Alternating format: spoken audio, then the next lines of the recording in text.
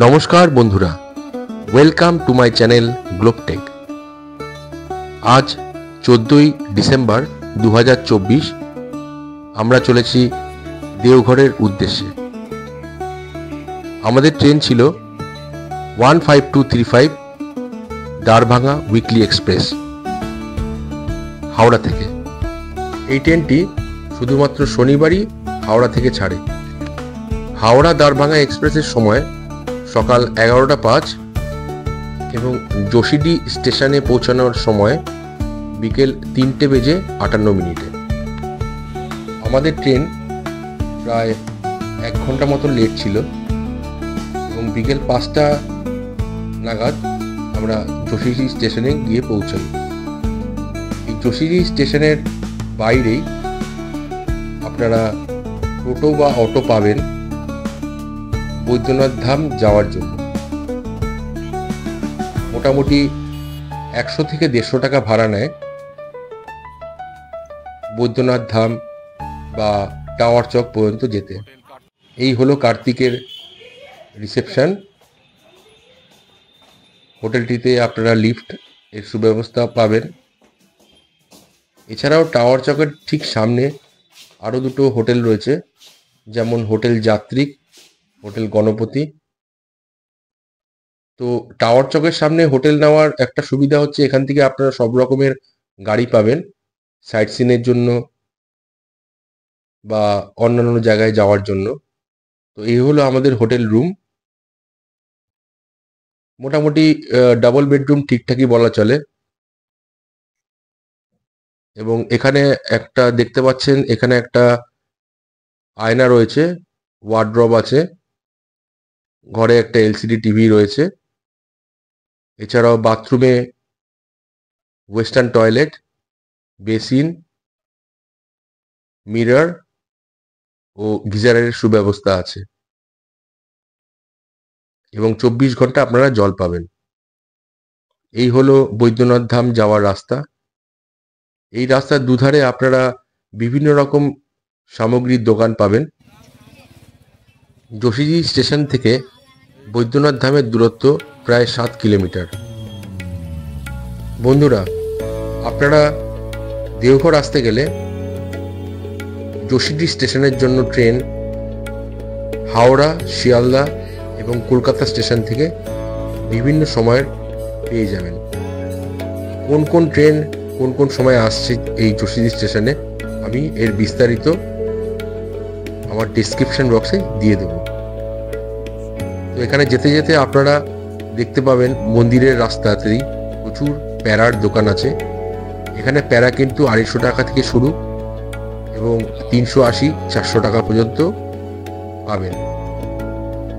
এই বৈদ্যনাথ ধামে ছোট বড় প্রায় 21টি মন্দির রয়েছে। এখানে বিভিন্ন দেবদেবীর পূজা অর্চনা হয়। এটা যেমন মা গঙ্গা মন্দির। এই হলো দেওঘরের বাবা বৈদ্যনাথ ধাম। এই বৈদ্যনাথ ধামে মহাদেব শিবের দ্বাদশ জ্যোতির্লিঙ্গের একটি জ্যোতির্লিঙ্গ আছে। এছাড়াও এটি 51 সতীপীঠের একটি সতীপীঠ।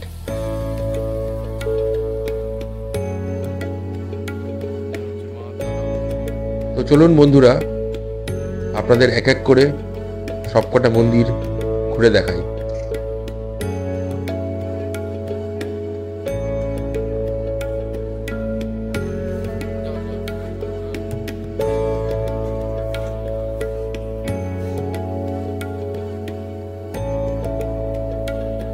বন্ধুরা, আপনারা যদি দেওঘরে বিকেলে এসে পৌঁছান তাহলে হোটেলে চেক ইন করে আপনারা কিন্তু মন্দিরে চলে আসতে পারেন এবং সন্ধেবেলায় প্রত্যেকটা মন্দিরে যে সন্ধ্যা আরতি এবং পূজা অর্চনা হয় সেটা আপনারা চাক্ষুষ দর্শন করতে পারেন।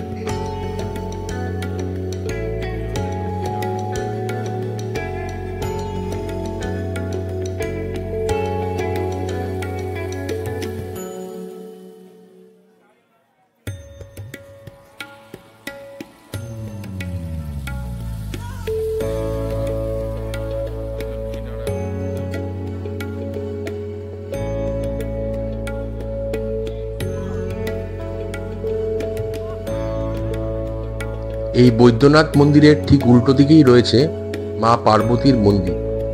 এটি একটি সিদ্ধ সতীপীঠ। কথিত আছে এখানে নাকি মা পার্বতীর হৃদয় পড়েছিল এবং দেবাদিদেব মহাদেব তার অন্তিম সৎকার করেন। বাবা বৈদ্যনাথ মন্দিরের চূড়া থেকে মা পার্বতী মন্দিরের চূড়া অবধি লাল ডোর বেঁধে এখানে ভক্তরা তাদের মনস্কামনা জানান।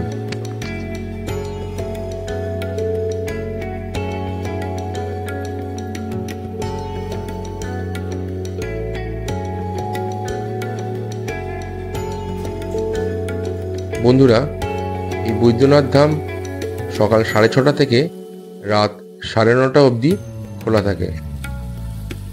এই বৈদ্যনাথ মন্দিরের অদূরেই অবস্থিত শিবগঙ্গা ঘাট।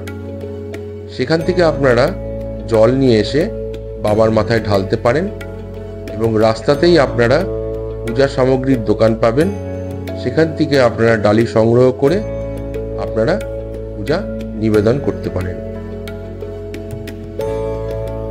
এছাড়াও আপনারা পুজো দিতে গেলে পান্ডার সাহায্য নিতে পারেন।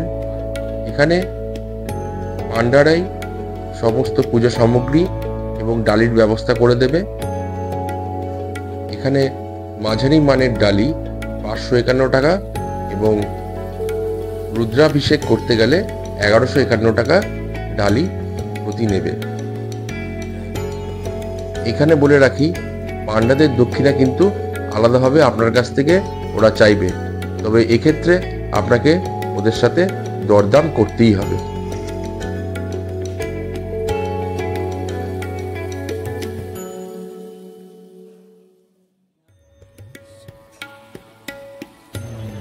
পরদিন সকাল সকাল আমরা স্নান সেরে মন্দিরে চলে এলাম পুজো দিতে।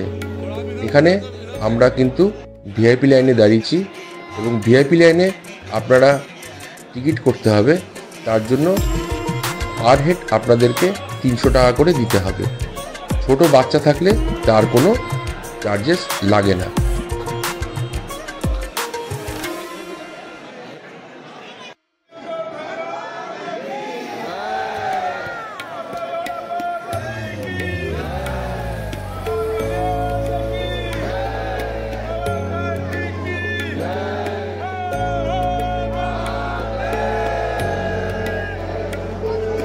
বিশেষ বিশেষ দিনে পুজো দিতে গেলে আপনাদের কিন্তু এই ভিআইপি লাইনে দাঁড়িয়েও অনেকটা সময় যাবে। প্রায় 3 থেকে 3.5 ঘন্টা সময় কিন্তু আপনাদের লাগবে পুজো দিতে। আর এছাড়াও এখানে সাধারণ একটি লাইন আছে, সেখানে পুজো দিতে মোটামুটি ধরে রাখুন 5 থেকে 6 ঘন্টা সময় লাগবে।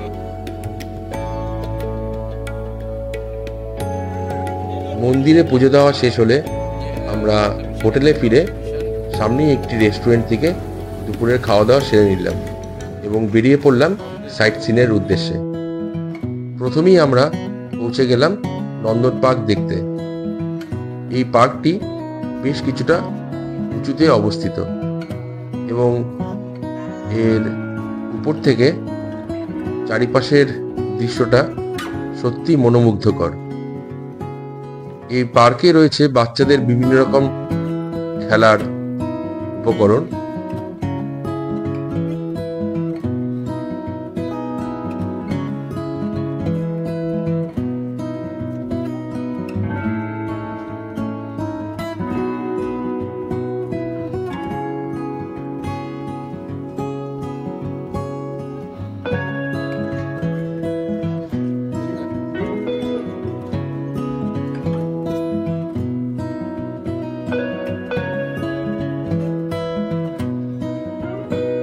এই পার্কে প্রবেশ মূল্য 10 টাকা করে।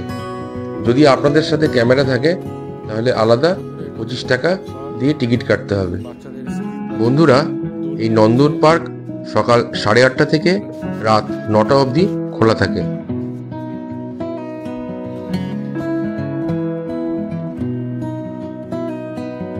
এই পার্কের একটা প্রান্তে রয়েছে বিশাল বড় জলাশয় এবং এখান থেকে চারপাশটা দেখতে দারুণ লাগে। এই নন্দন পাহাড় থেকে দেওঘর শহরটা খুব সুন্দর দেখতে লাগে। আমরা সাইট সিন দেখার জন্য একটি অটো ভাড়া করে নিয়েছিলাম। এখানে 4-5টা জায়গা ঘুরে দেখার জন্য অটো ভাড়া আপনাদের থেকে 1000 টাকা মতন নেবে। এখন আমরা পৌঁছে গেছি তপবন।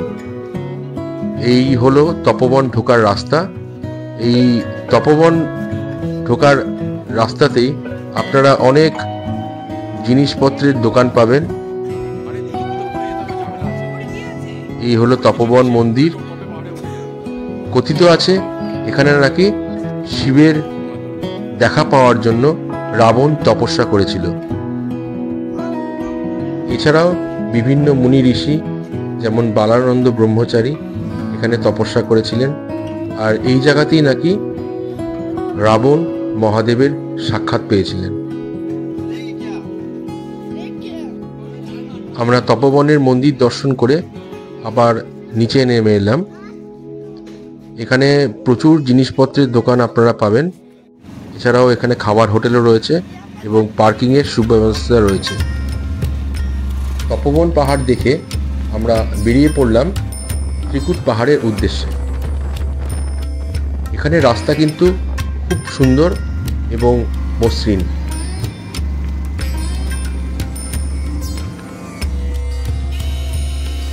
এই পথ চলতি রাস্তায় আপনারা ঝাড়খণ্ডের গ্রামের মানুষের সাধারণ জীবনযাপনও দেখতে পারবেন। দূরে দেখা যাচ্ছে ত্রিকুট পাহাড়। আর আমরা যে রাস্তার উপর দিয়ে যাচ্ছি এটা কাজ চলছে। এটা খুব শীঘ্রই ন্যাশনাল হাইওয়ে হয়ে যাবে এবং এটা রামপুরহাটের সাথে ডাইরেক্ট কানেক্ট হবে। দূরে দেখা যাচ্ছে ত্রিকুট পাহাড়। এখানে 3টে পাহাড় রয়েছে। একটা হচ্ছে ব্রহ্মা, বিষ্ণু এবং মহেশ্বর। এই বিষ্ণু পাহাড়ই কয়েক বছর আগে পর্যন্ত রোপওয়ে চালু ছিল, কিন্তু একটা দুর্ঘটনার কারণে রোপওয়েটা বন্ধ করে দেওয়া হয়। তো আমরা এখন আছি একটি চায়ের দোকানে। এখানে বলে রাখি এখানে কিন্তু বাদুড়ের খুব উপদ্রব। তো সুতরাং আপনাদের মানি ব্যাগ বা খাদ্য বস্তু অথবা ক্যামেরা খুব সাবধানে রাখবেন, এরা কিন্তু ছিনিয়ে নিতে পারে। আমরা এখন হেঁটে চলেছি কিছুটা উপরে একটি শিব মন্দিরে। এই ত্রিকুট পাহাড়ের অল্প কিছুটা উঠেই আপনারা দেখতে পাবেন দুর্গা মন্দির, শিব মন্দির এবং পার্বতী মন্দির।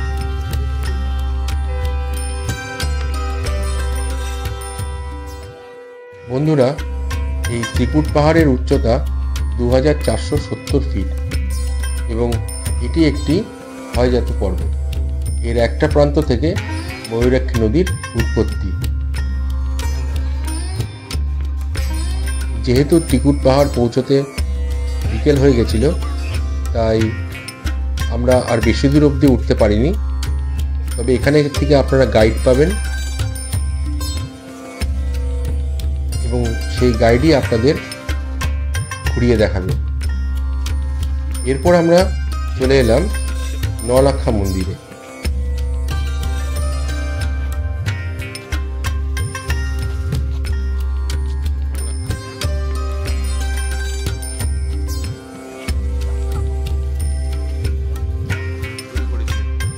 এই মন্দিরটি তৈরি করেছিলেন পাথুরিয়া ঘাটার রাজঘরানার কুলবধূ চারুশীলা দেবী এবং তিনি এই মন্দিরটি নির্মাণে 9 লক্ষ টাকা প্রদান করেছিলেন।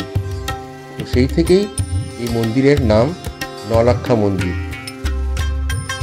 তিনি যখন তার খুব অল্প বয়সী স্বামী এবং সন্তান হারিয়ে শ্রী শ্রী বালানন্দ ব্রহ্মচারীর শরণাপন্ন হন এবং এই মন্দির নির্মাণের সিদ্ধান্ত নেন। এই মন্দিরের উচ্চতা প্রায় 146 ফিট এবং 1940 সালে এই মন্দিরটি নির্মাণ করা হয়। এখানে রাধা এবং কৃষ্ণ পূজিত হন। এই নলক্ষা মন্দির দেখে এর কিছু দূরেই অবস্থিত শ্রী শ্রী অনুকূল ঠাকুরের সৎসঙ্গ আশ্রমও আপনারা ঘুরে দেখতে পারেন। এই ছিল আমাদের খুব অল্প সময়ের মধ্যে দেওঘর ভ্রমণ। তো ভিডিওটি কেমন লাগলো অবশ্যই জানাবেন এবং লাইক, শেয়ার ও সাবস্ক্রাইব করবেন। ধন্যবাদ।